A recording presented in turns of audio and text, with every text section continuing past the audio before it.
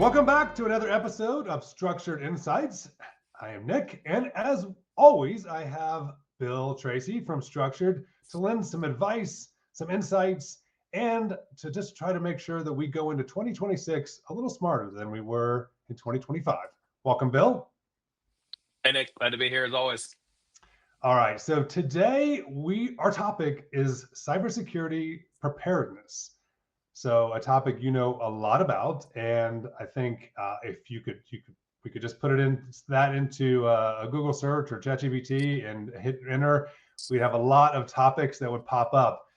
But I think we're going to dive in a couple different areas. But I think one of the things that's important to recognize is that a lot of organizations that we've talked to, I think when we think preparedness, sometimes preparedness can be maybe misconstrued as, hey, I did an audit, or I turn on MFA, or I just bought a tool from somebody.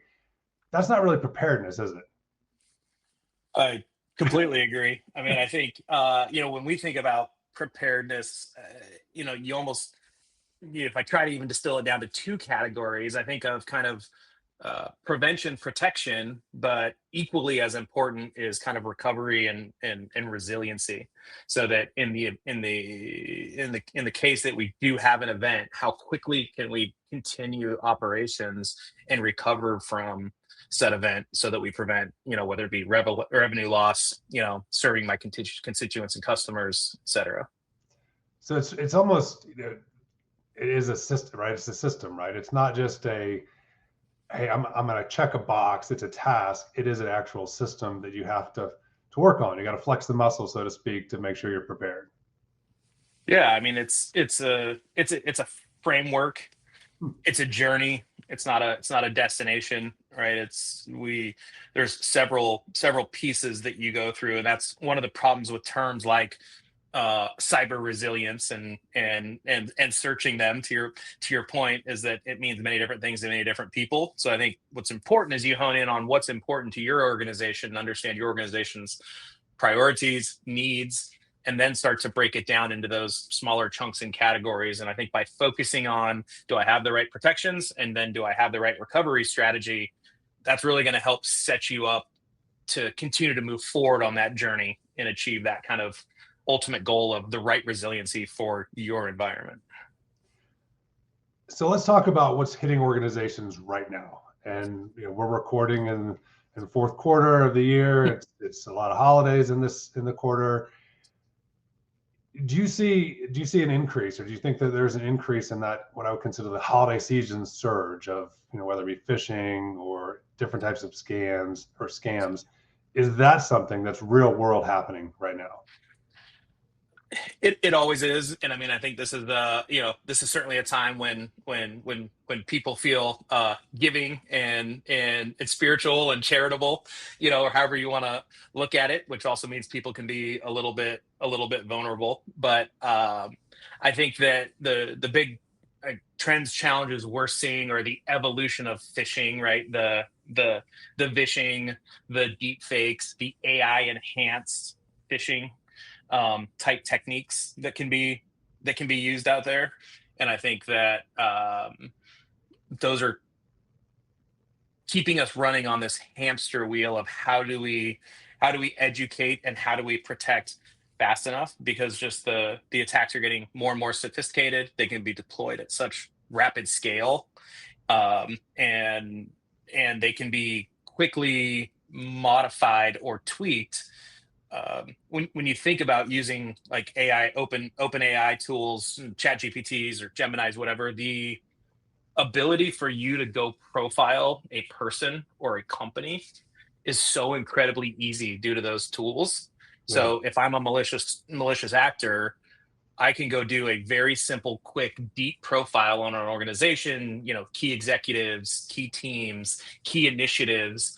So I start to craft my attacks based on that kind of profile that I've been able to build. That profile before took hours of investigation and trolling LinkedIn and trolling the search engines, and I can now go do that in minutes in a ChatGPT type environment. Yeah, I really feel like that's the twist this year, right? Like it feels like, I mean, in AI, obviously, you can't go into a room without somebody talking about AI. But I think that is, in our world, it's that weaponization of it, right? It's the, you mentioned phishing, the deepfakes, the high volume attacks. Like those are the things I think that is different in 2025 that we didn't really have as not that it wasn't there, but it wasn't as prevalent, I think, is the key, right? Yeah, I mean, the term spear phishing has been around for a long time, right? And that was attackers targeting attacks at a group of users within an organization, or maybe a known supplier, third party contractor, et cetera. And I think that the spear element of phishing, vishing, et cetera, deep fake, deep fake creation, it's 100 times faster and easier to develop those highly targeted techniques than it was, quite frankly, even in 2024. So knowing that those things are the kind of the catalyst in 2025, as we look ahead to 2026 and that threat landscape, what do you think are the big shifts, or are we going to see more of the same?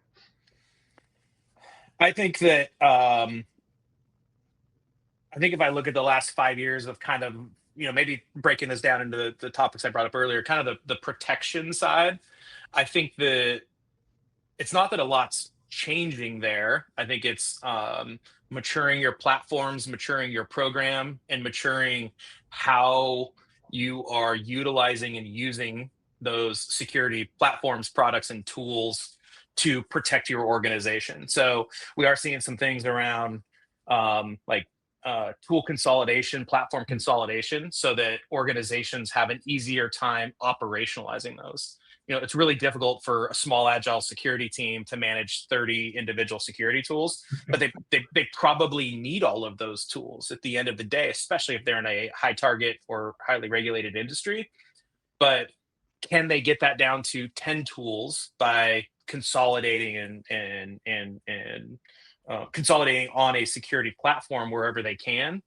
That makes it, often, maybe more cost effective for them to acquire those tools, but more importantly, much more operationally effective for them to run those tools and maximize the value and benefit they're getting out of their security tools. So I So think we're just, yeah, yeah, on an evolution of maturing the platforms and maturing maximizing spend and maximizing tool use. so given that, let's dive a little deeper and break it apart into commercial versus public, right? As or state, local, however you want to use it. I think we can agree that what each of those two segments care about is different, right? So let's start with the commercial side. What do they care about in this space? Sure. So, I mean, and obviously within the call it the commercial or non-public sector side of the world, there's varying sizes, regulatory requirements. But at the end of the day, what it typically comes down to is protecting their IP and serving their clients. And that could be whether it's uptime and availability, making sure that they don't have downtime, which is revenue loss, and or protecting their IP, their trade secrets, their designs, whatever that is that makes their company profitable and run. They need to protect those assets, and that problem is getting much harder because of AI and cloud. So as these organizations are adopting modern cloud-based tools, right? This maybe was their on-prem CAD system, their on-prem ERP system. They're maybe moving to a cloud version. Well, on top of that, that software as a service version probably has AI hooks. And those AI hooks could be to any number of back-end AI systems, could be their own AI. And so I think that in looking forward to 2026, we're going to see a huge focus on, I guess, kind of, if you want to look at it as a space, it'd be DSPM, data security posture management. This is really the concept is, where is my data, who has access to it, and how is it being used? DLP, data loss prevention. Which is to say, if the commercial business doesn't know the answer to that question, You're not prepared for 2026. Well, and I agree. And to compound the problem, it's a very hard. It was a hard problem to solve before, when we just had everything stored within our four walls on a file server. Who Right. has access to what folders? Do we have the right permissions? Blah blah blah. That was an overwhelming problem. Now I have OneDrive. I have Salesforce. I have my on-prem file shares. I have SharePoint. I have all these different data repositories, and those are just four low-hanging fruit ones. There might be 10, Right. 20, depending on the organization. So that was a hard problem to solve before. It's a harder problem now, but it's a problem that we just can no longer ignore, because as importantly as preventing the wrong people from getting access within my organization, call it the insider threat, or that internal non-malicious user, uh, if there's a breach, if there's an incident, if I get compromised, I want to know where my data was and who had access to it. So was, you know, Tom, who was breached, have access to the critical accounting folders, to the critical IP folders? It's still a severe event. I still care a lot, but okay, I now need to go chase over here to the data that Tom did have access to, not worried about, did Tom has access to this other critical data. So by having kind of a universal picture, a window into my data estate, that helps with my remediation, my investigation, etc. I think the other piece that's important as part of that, and this affects all sectors, whether it be public or private, but is what access did what data do users have access to in the event of an employee leaving, an employee termination, et cetera. So kind of this whole trend of data security posture management, which is now very much including AI based tools and services. uh, I need to have visibility on all that for so many different reasons. And that's why I think as we look ahead over the next 12, 24 months, this topic is going to come up more and more. And the last place I'll go with that is really, that's what allows us to lead into, I think, finally achieving some of the goals of DLP that we've been trying to do for so long in data loss prevention. Because the biggest problem with data loss prevention is I can put policies in my firewall and policy Yeah. in my tools and say, don't let this data out, but I got to know what that data is. It has to be tagged from metadata or flagged somehow. So kind of first step to really achieving DLP is actually getting my hands around my data estate and being able to intelligently tag and classify data. But tools like Microsoft Purview, which is their DLP engine, many of our customers have access to through their Microsoft licensing bundle that they've acquired. So they want to use Purview to enact DLP policies, but they still often need supplementary tools to help get visibility into the whole estate and tag the data appropriately so they can enact the right DLP policies. And that's why I also think this focus is so exciting, because DLP has been something we've been really trying to achieve for 20 years, and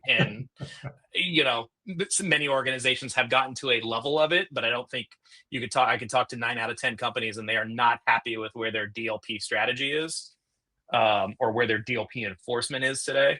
And I think this starts to help build a plan and a roadmap to get there. So just to for the listeners that may not be familiar with some of the terms, right? So when we talk about data estate, right, let's break it down to what that means, both because it is different from between a commercial versus public. And I think to your point around that's a pillar, right, of how to do the next layer. So maybe we can explain that a little bit more.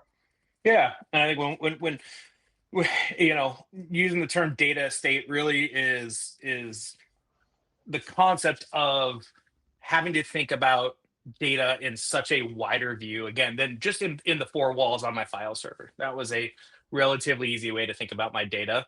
I think organizations have to challenge themselves to think about all of the different places that their data not only is being held by, or is being stored through company policy and company tools. Where could data, especially sensitive data, be going based on the tools that I'm using? An example is Salesforce has the ability to upload files into it. That is Right. just a new file share.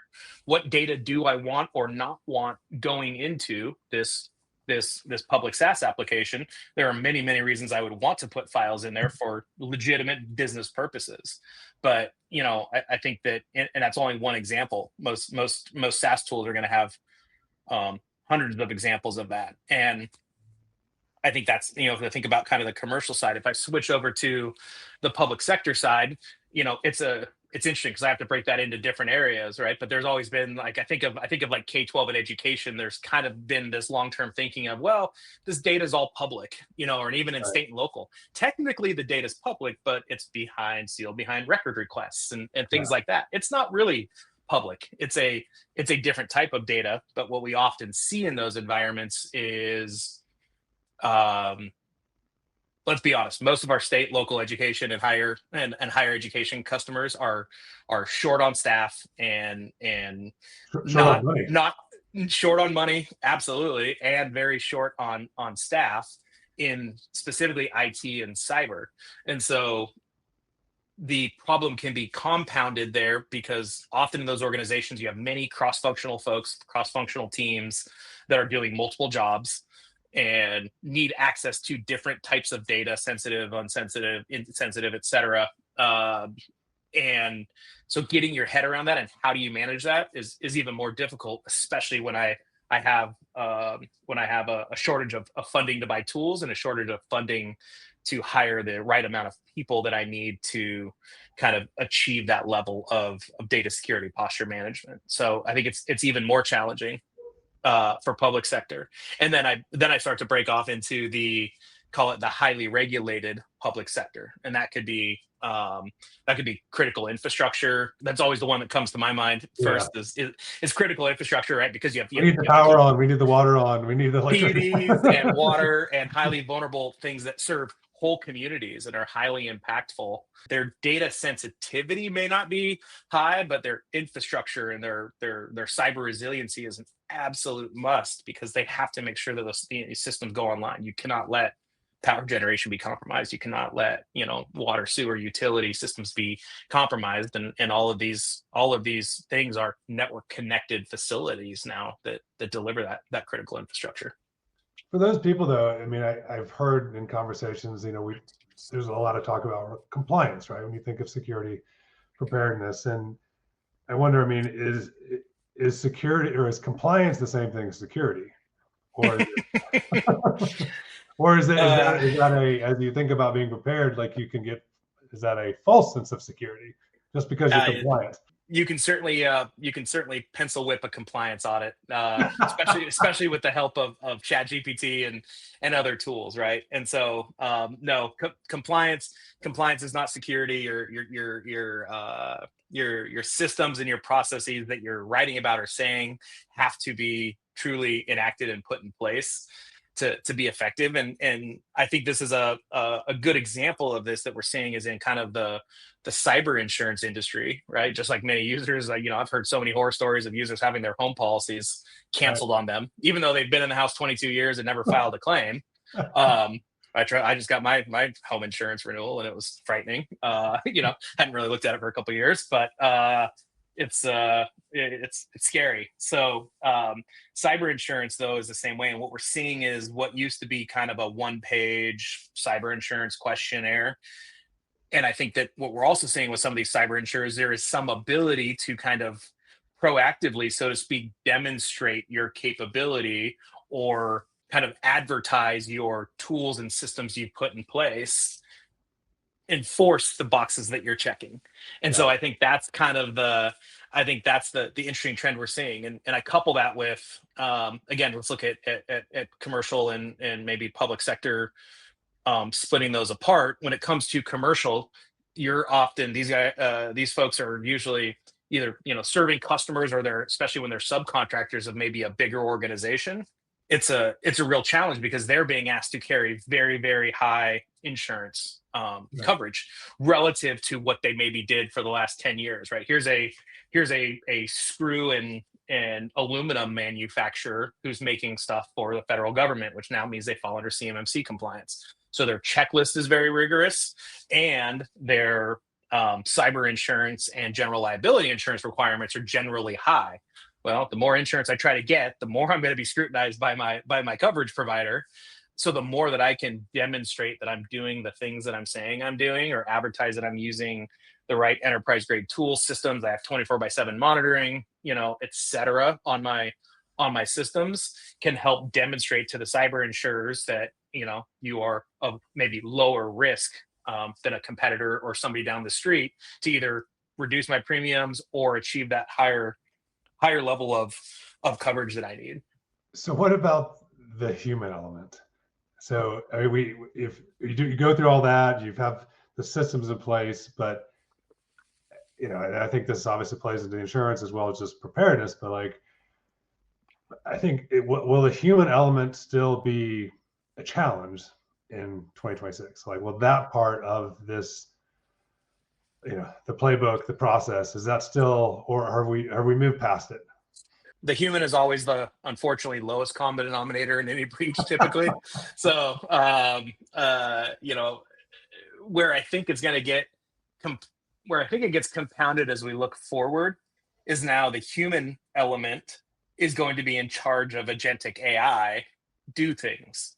And I say do things cheekily because that's a lot of different things, right? There are now AI enhanced browsers that can just go and do research, go do actions, tasks on your behalf. In fact, I just saw guidance from, I can't remember, I think it might have been a UK based researcher or something, telling organizations, do not let your users use these AI browsers. They're not ready. They're open, they don't have the right level of security. There's no control and enterprise visibility over them, et cetera. But people are going to do whatever it takes to get their job done most effectively. And again, we have to adopt AI. AI is coming. We can't hide from it anymore. So we have to adapt and figure out how to use it, but we have to figure out how to use it safely and securely, and give our users the tools to utilize AI safely and securely. I'll draw a parallel back to when Box came out 10 years ago. Dropbox and Box.com or Box.net, whatever it was, and all those. The question quickly became not how do we block Dropbox as an organization, but how do we allow our users to use it? I mean, there was a period of the first 12 or 18 months or whatever where it was like, okay, just block it with a firewall, you can't get there. And people were like, well, I can open a VPN, or I can just log into my hotspot and still do it, or I can send it to my Gmail and get it out that way, or whatever. So it quickly became, how do we deliver an enterprise like Box experience or Dropbox experience to our users, and give them the tools and functionality they need to use it, work in that way, but do it securely and do it with the right security tools around it. We're absolutely going through a very similar transition with AI. We have to give, as cybersecurity and IT leadership organizations, we have to give our users the right tools and the right systems and the right protections to use those tools safely. So it's a great point, though. I mean, and you brought up, people are going to use them to do whatever they can to get their job done. And I think about, hey, as we go into a new year, especially if somebody is overloaded, right? Short on staff, they don't have enough time. What do you tell the person? Like, hey, we know you want to do this. We know you can probably shave time off. Is it a matter of, like a lot of this with cybersecurity, is it education that, like, if yes, you may do this, but if this is the opposite side of the coin of what happens if it goes south. We just call back to like some of the foundational cybersecurity, tenets that we've relied on for all the other risks and challenges that have hit organizations over the last 20, 30 years. But it's a combination of education, policies, and enforcement, and so I need to educate my users on the risks. As part of that education, we as IT leaders need to educate ourselves on what the user is trying to do. So it's really a two-way education street. I think a big part of this whole securing AI is understanding how frontline leaders, business units, et cetera, want to use AI, while we explain the risks of AI and the challenges of AI to them. So then we can move into building policies as an organization. We are going to use ChatGPT as an organization. We are going to use Gemini. We are going to use Copilot. I don't care. Pick one. This is the sanctioned app. We are going to block the others, maybe. And then you move into the enforcement. What enforcements do those tools have? Okay, we're going to get our own chat GPT tenant as an organization. We have our own Copilot tenant, et cetera, whatever that looks like. And then the additional security controls and visibility that might be some provided by that tool, but many provided by an external source, back to like the data security posture management example. So it's a combination. That enforcement is really a combination of picking the right enterprise grade services and then putting the right cybersecurity and enforcement tools to create a safe experience for that user. So, but we have to hit on all three of those. Is there a risk though of what I would consider false confidence? As that, we mentioned a lot of tools, and there are some amazing technologies out there. Obviously, I mean, you guys deliver technologies and process and solutions, but is there a risk of having false confidence? And I say that in two different angles. One, where they false confidence in the technology, they just believe it'll do it for them, and then also false confidence in because of the deepfakes and all the personalization. Like, is there a false confidence that you're getting direction from somebody that's not legit? No, it's the last part you bring up is the hard one, so I'm going to avoid that. No, just kidding. Yes, I mean that the false confidence problem though is a real problem when it comes to, I think, AI and let's call it just cloud and SaaS tools in general. Oh, I'm buying a SaaS tool so it never goes down. Well, as we've seen in the last couple months on the news, plenty of really big SaaS companies have gone down, have been breached. It's gone down because of just a simple misconfiguration. For once, one of the big outages was DNS. It wasn't the network's fault, which is awesome, because it's always the network's fault. But there's false confidence in the tool, and then there's false confidence in false confidence. Maybe is a strong word, but it's a podcast. We're having fun, so I'll keep using it. But no, I'm using a secure tool that I purchased, right, and an enterprise grade tool, so its AI is safe.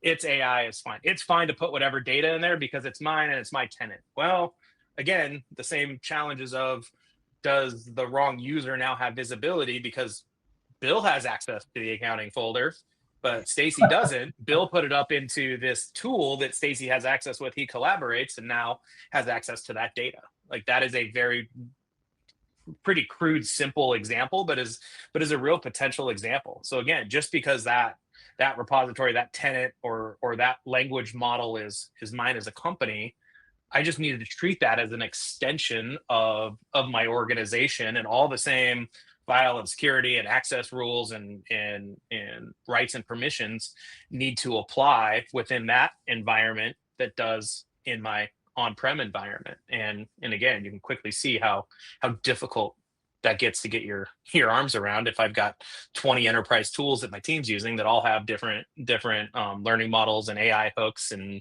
document sharing and collaboration capabilities. The world's getting more complicated. It's a pretty broad statement, so we'll keep it to the context of technology right now. Yes, the technology.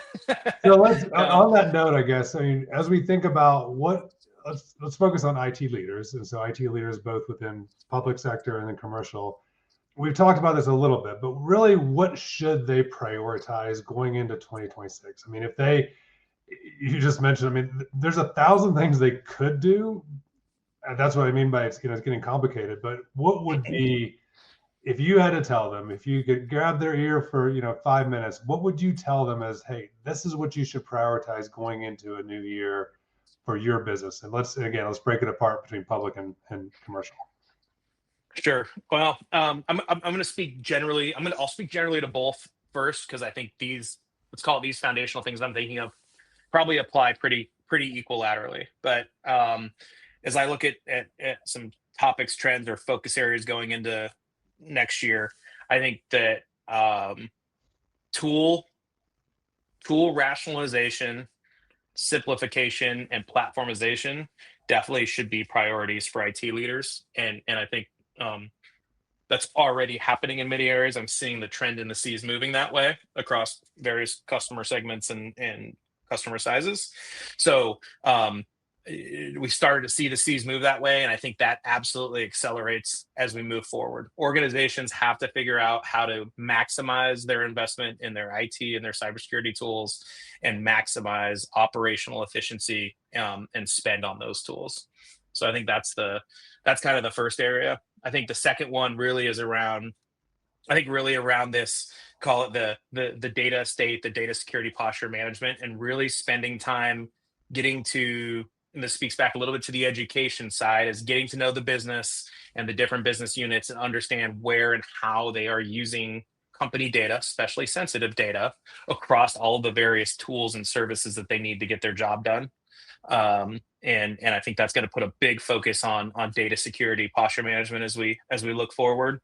Is that just to Um, pivot there for a second? Like, I guess yeah, that makes me think about, if I'm an IT leader, like this is where you say, hey, I'm going to get my CEO involved. I'm going to get my HR, my CFO, like this is operations board. that priority seems to be like, hey, I need to step out of my bubble and get into these guys, right?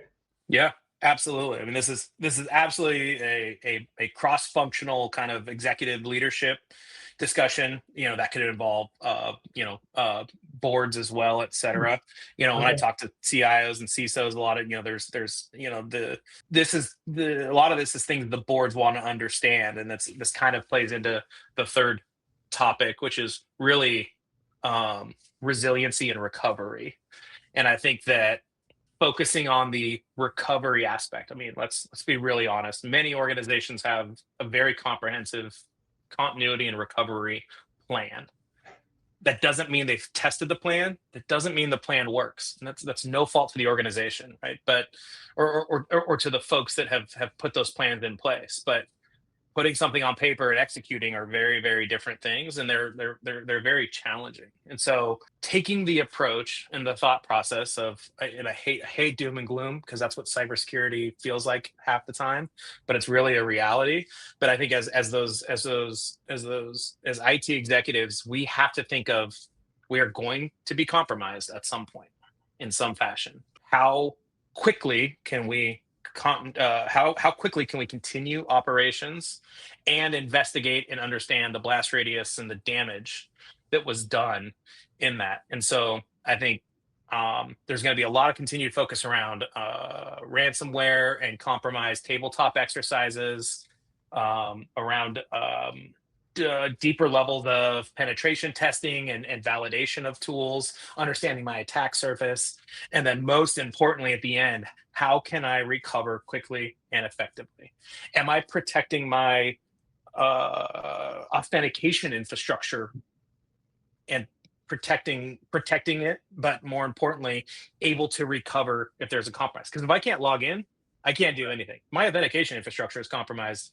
I'm in a really bad spot, and we saw this with Scattered Spider recently, as one of the attacks, and specifically going after that. So if can I rebuild my authentication infrastructure quickly and effectively? And the good news is there's tools out there now to help you do this. But that's one of the low hanging fruits, from a recovery standpoint. Am I testing my recovery? Am I looking at new ways to do business continuity? Looking at SaaS solutions, that are essentially kind of on-demand DR, so that I'm not building out and maintaining multiple data centers and trying to replicate data and then test if that's functional. And then what invariably happens in that is that your active passive data centers become active because budgets get cut, and you're like, oh, I have a bunch of resources over here I can go spin up, and now I've got a really complicated active DR scenario in my data centers. Versus, can I use a cloud provider that I can replicate to and only spin up and pay for when needed?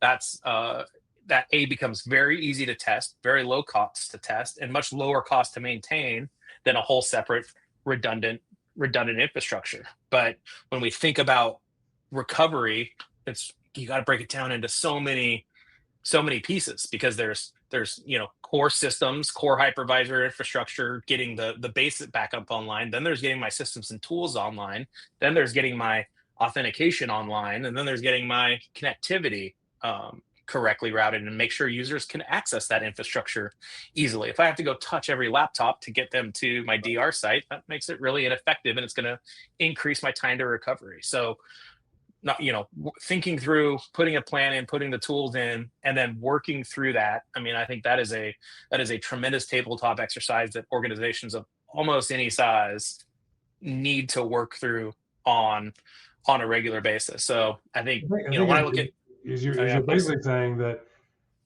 change your framework, that it will happen. It Hmm. will happen. Instead of it, hey, I'm doing all this, I've got these systems, I'm protected, I'm protected, I'm protected. Change the framework of readiness to, like, it's something will happen. Are you prepared? Do you have it all backed up? Do you have the systems and process in place? It's almost analogous to, like, if your house catches on fire, like, are you able, is your plan to get out? Have you saved all your pictures? Have you saved, like, your financial documents? Like, I mean, it's Hmm. assume the worst, so that if it does happen, you really are ready. Yeah, nope. I would. I think our mindset has to be that, and I think that the framework gets built around that, and most importantly, it's testing that framework. And I think there's tremendous partners like Structured and many others out there that can help you with those, running those tabletop exercises, running those recovery exercises. When we host all sorts of different marketing events right across all of our territories that we serve around the country. And I would say the interesting trend for the last 2 years that I've seen is our most attended events are hands-on labs and tabletop slash simulated, simulated or actual tabletop environments of recovering from a breach, recovering from a ransomware attack, etc. I mean, it's people want that hands-on education, that hands-on knowledge that they can then take back to their organizations and say, "Hey, we should be doing this once a year. We should be doing this twice a year." We've seen a trend towards people doing, maybe they have to do penetration tests and vulnerability audits annually to check the box, but they want some sort of continuous penetration testing and vulnerability scanning. They're looking at tools or additional services to do that more often outside of those regular windows. And I think, again, all those things are organizations that, or those are all things that organizations need to advertise they're doing to their boards, to their cyber carriers, et cetera, to show, yeah, we're doing it once a year because we have to. We're doing it, we're not doing it once a year just because we have to. We're doing it 3 or 4 times a year, Yeah. because that's what's making sure our team is ready to respond if or when that there is an incident. Great insight, Bill. Obviously, 2026 is going to be, I think, a crazy year in the world of technology. Uh, but I think your point about the organizations that are going to thrive are the ones that are going to be trained, tested, ready to go in the event something will happen. So for everybody listening, think about 2026. Think about some of the things you can do that we went through here today. And if you need advice, obviously structured.com is there to help as well. So thanks again, Bill, for another great discussion. And we will see you next time. Thanks, Nick. Good to talk to you today.